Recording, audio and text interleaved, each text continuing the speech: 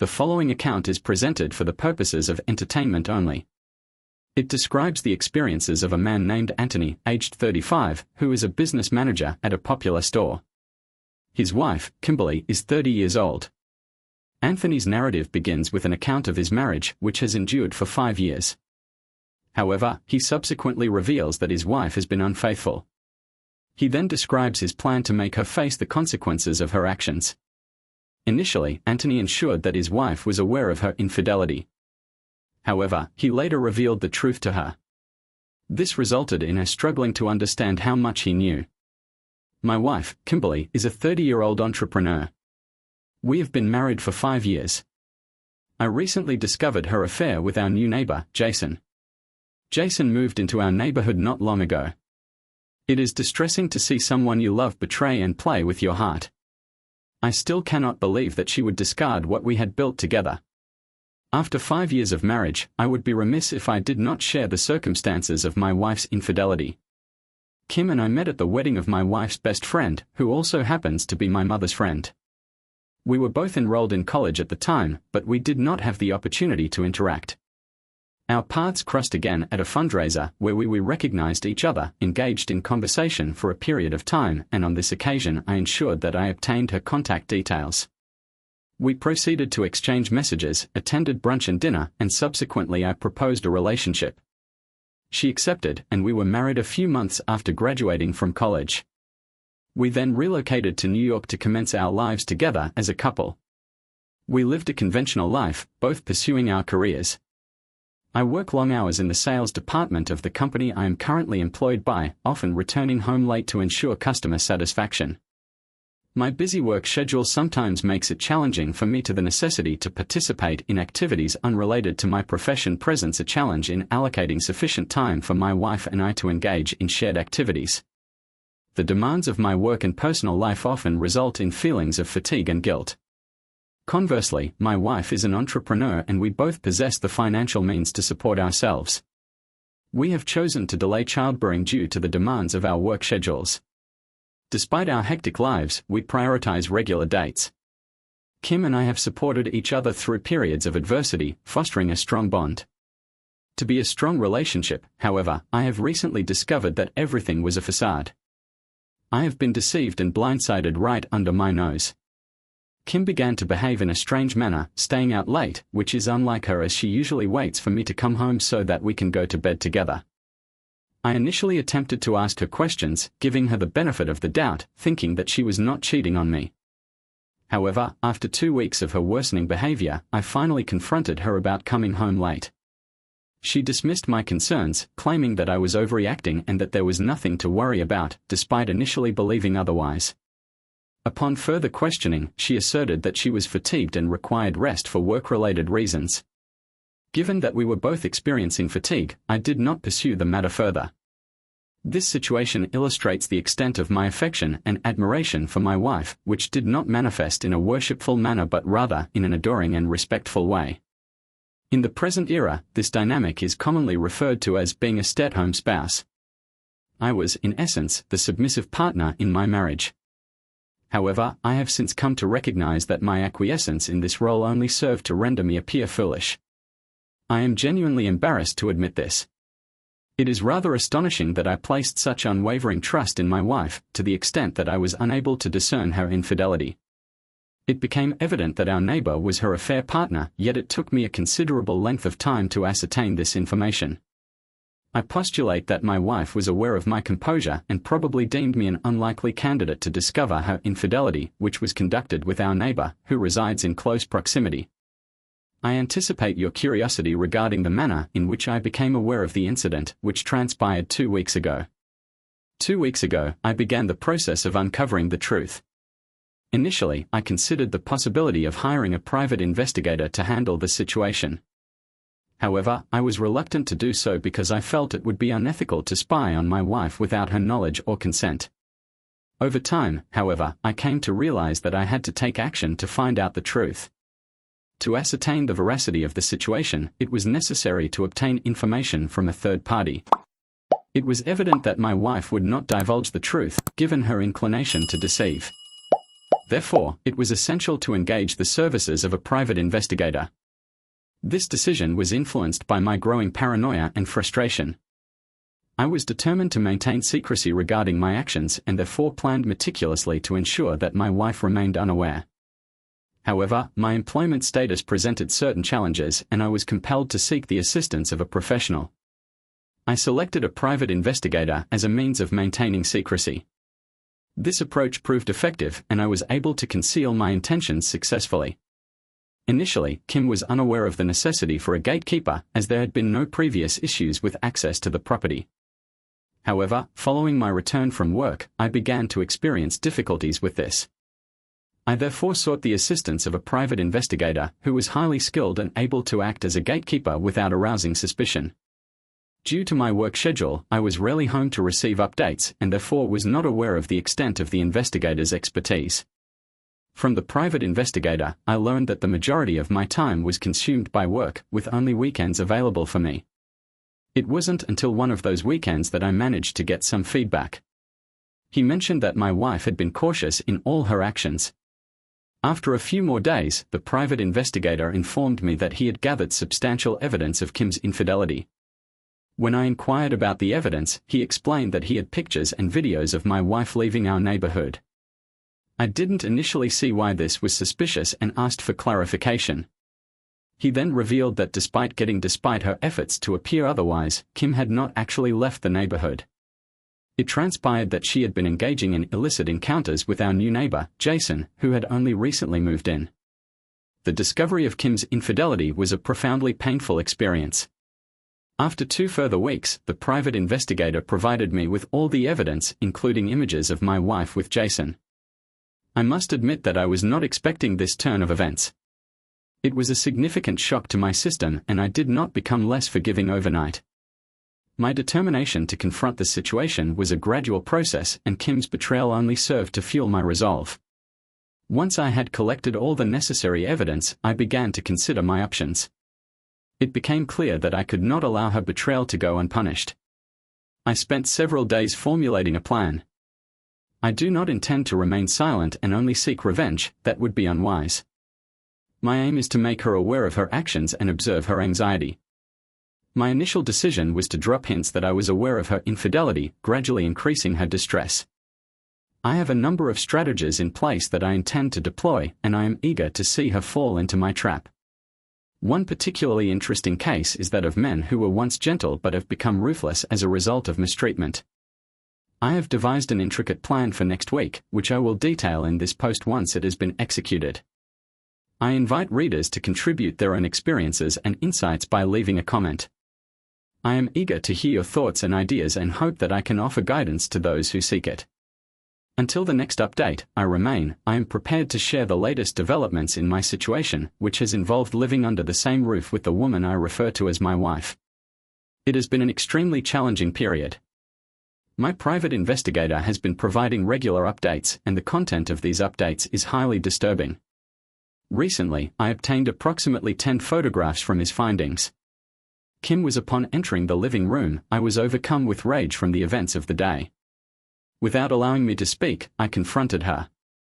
The subsequent interaction was intense. She had the audacity to request money, despite her actions. I was so incensed that I grasped her elbow and forcibly pushed her until she was on the floor in a prone position. I then threw the distasteful images at her, observing the astonishment in her widened eyes. It was evident that Kim was taken aback by the situation, and this only served to intensify my own feelings of indignation. My anger intensified. I had secretly hoped that perhaps the pictures were fake and that she was innocent all along. However, that day my hopes were dashed as I realized that Kim was even worse than the private investigator had portrayed her to be. She did not display any remorse for her infidelity.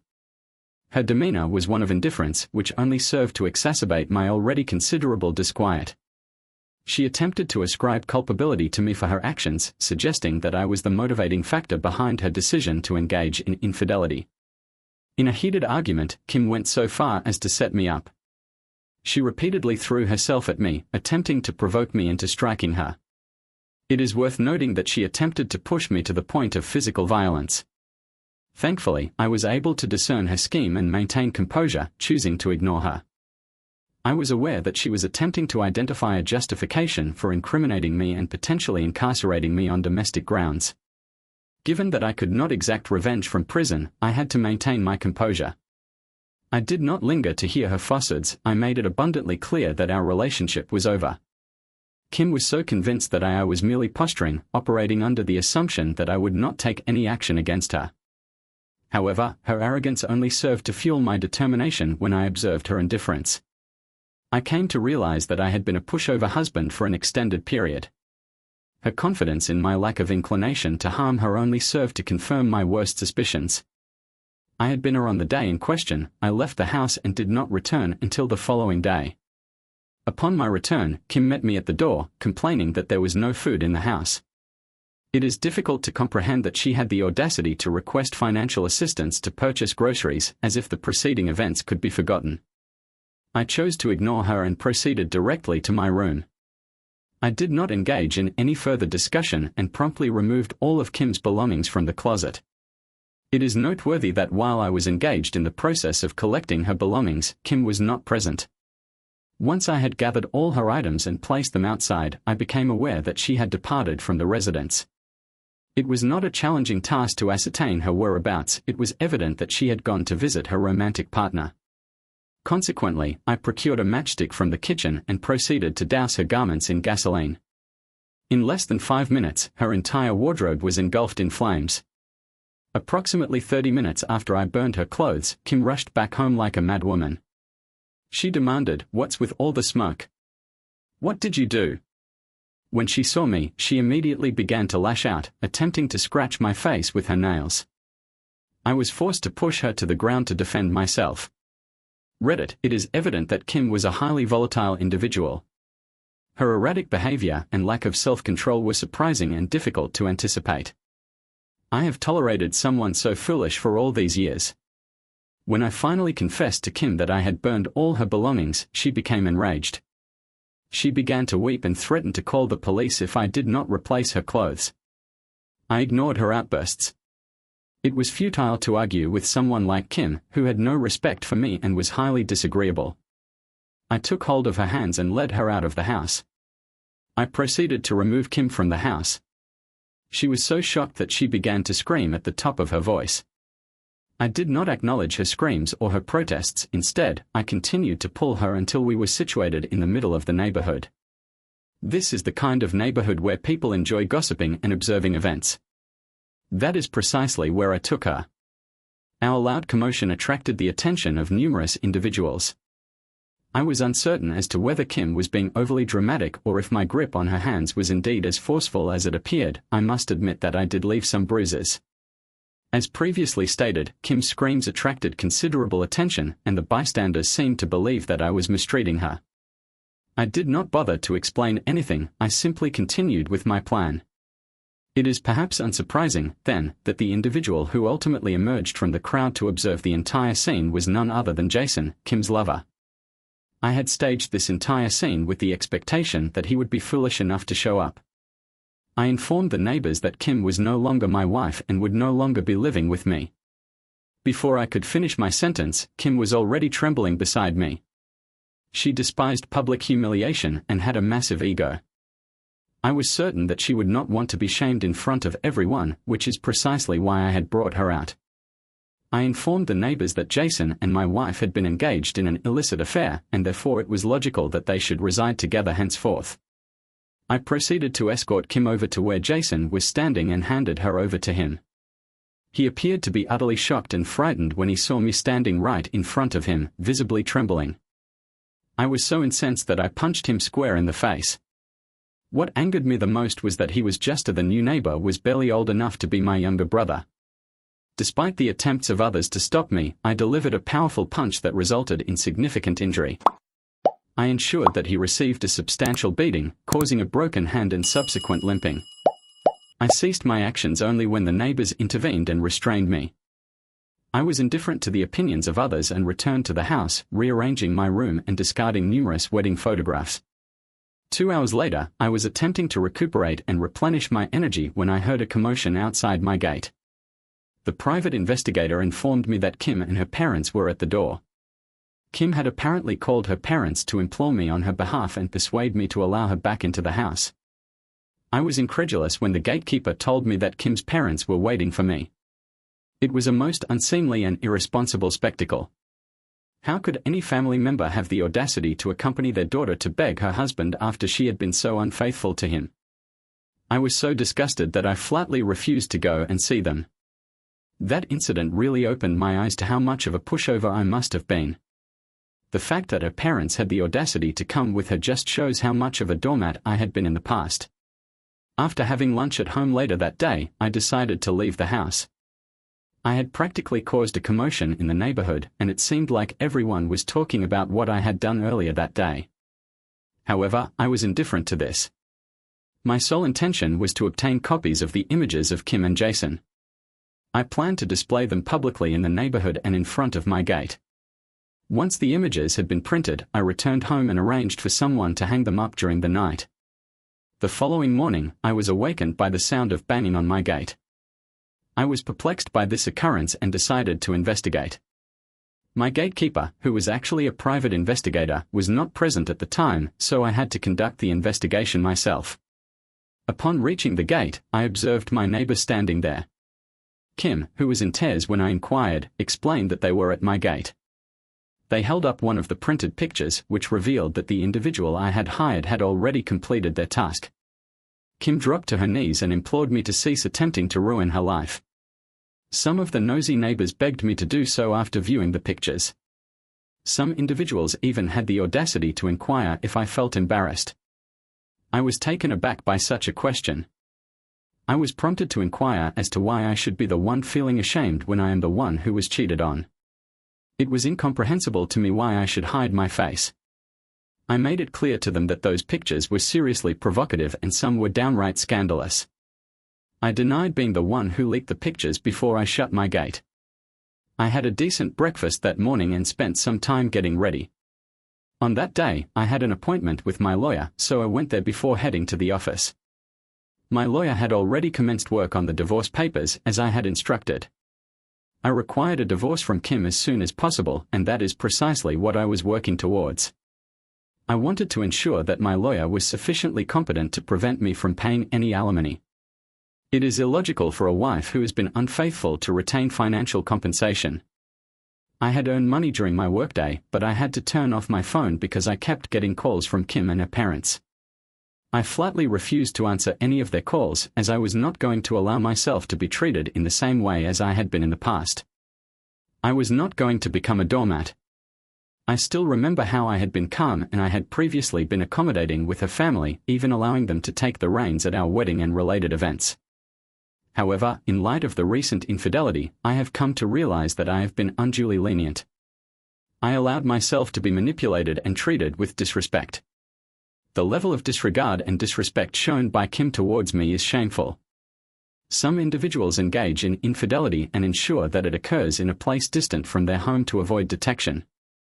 Despite being caught, Kim was audacious and carefree and did not mind cheating with our neighbor. It is important to note that there is no crime in being assertive or standing up for yourself. There is nothing wrong with unleashing the beast that nobody knew existed within you. If you have any doubts, one need only look at where being the nice guy got you. You will find that you gain nothing from it except betrayal and a considerable amount of unwarranted distress. I nearly omitted the most pivotal aspect of the recent events, as discussing them still evokes a strong emotional response, prompting me to replay the experiences in my mind. Fortunately, my computer did not sustain any damage due to my intense feelings, so I will provide an account of what transpired on Reddit before I became aware of Kim's infidelity. Our lives were relatively ordinary. I mean that we were intimately acquainted with one another. As is typical of couples, we shared our thoughts and personal information. I have disclosed my personal details to Kim, and she has done the same with me. This is how I know her bank PIN. She also knows mine, but I have already taken the precaution of blocking all my cards and getting new ones. As I mentioned previously, Kim is an entrepreneur. I subsequently exploited this information to my advantage.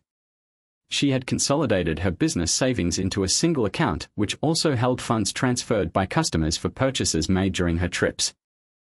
I was able to utilize this information while gathering her belongings, discovering one of her ATM cards.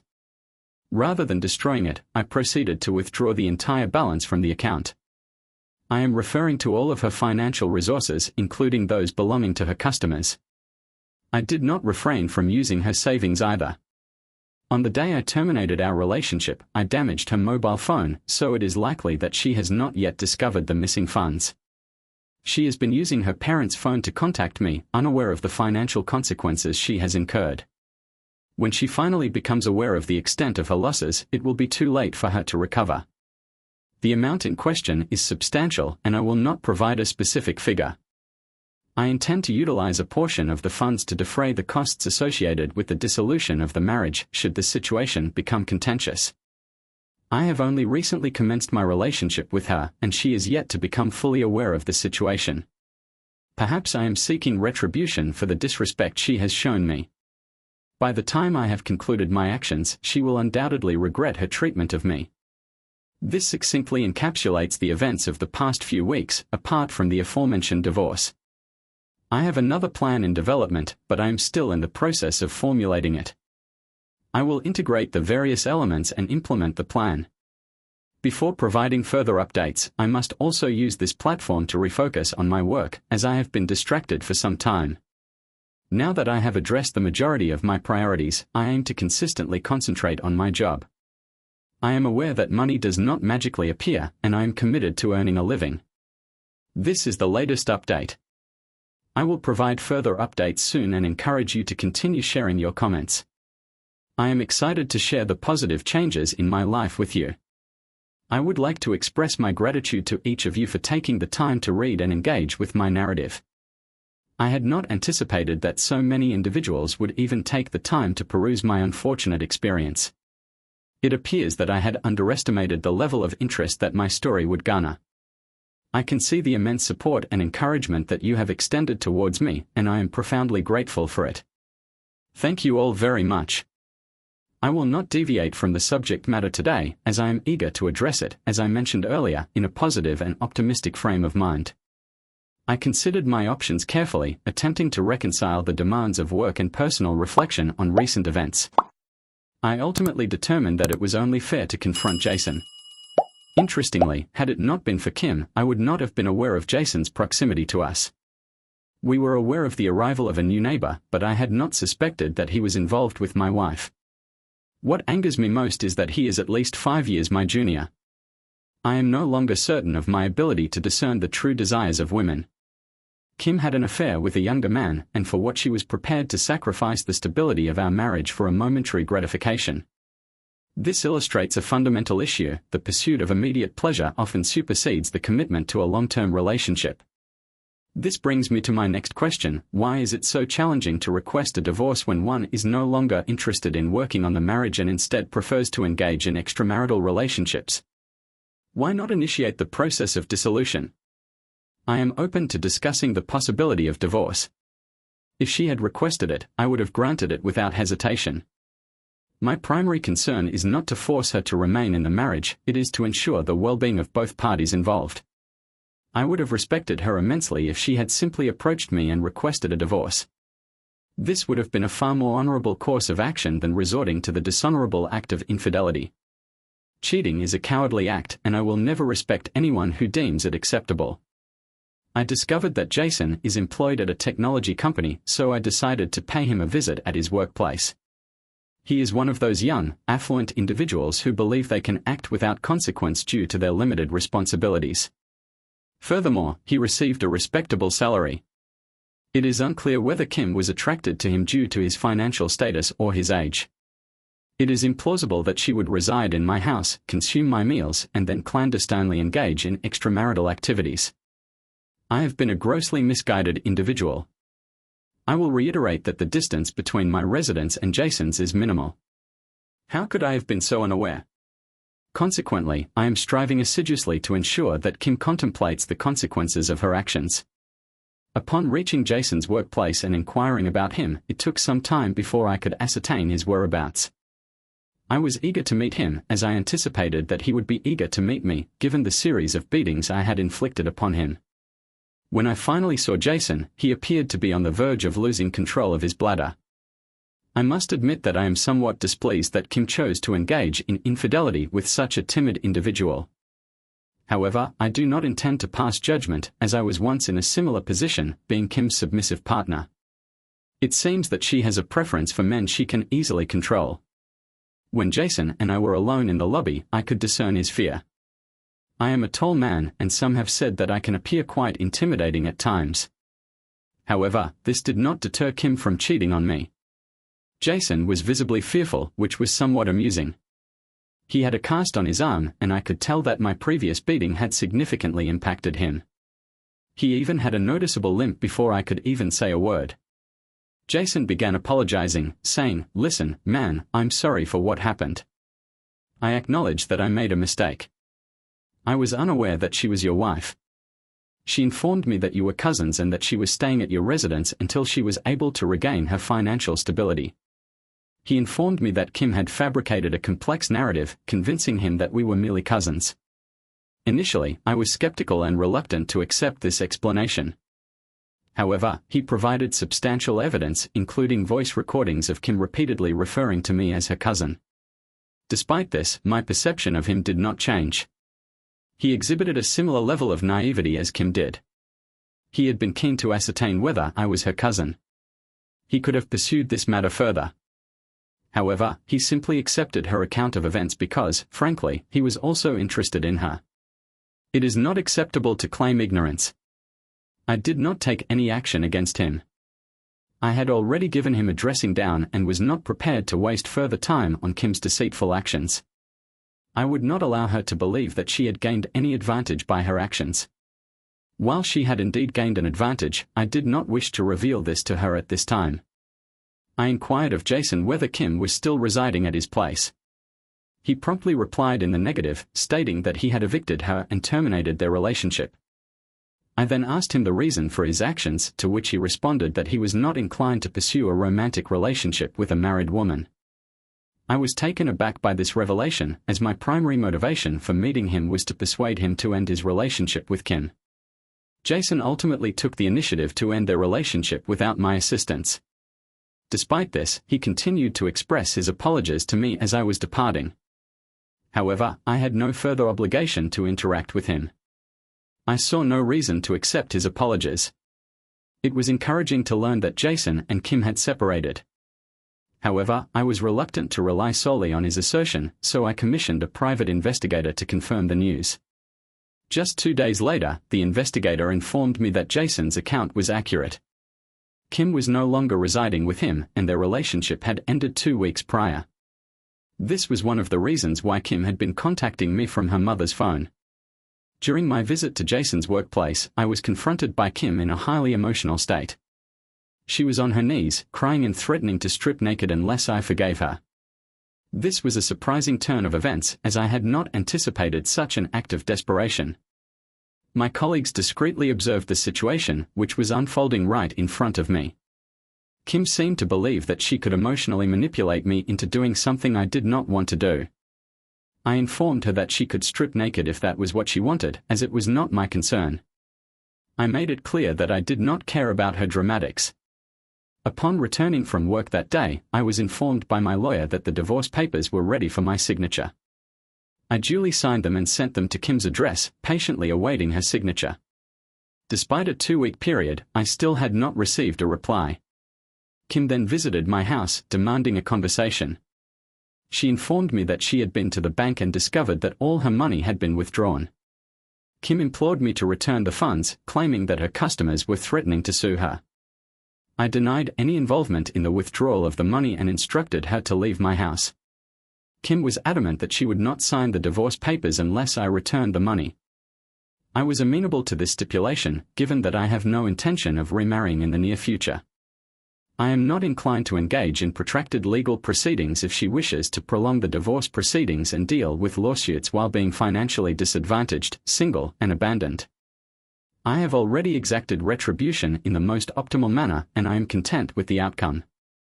I have even formed a romantic relationship with another individual, and we are merely enjoying each other's company. It was challenging, but I derived a great deal of enjoyment from it.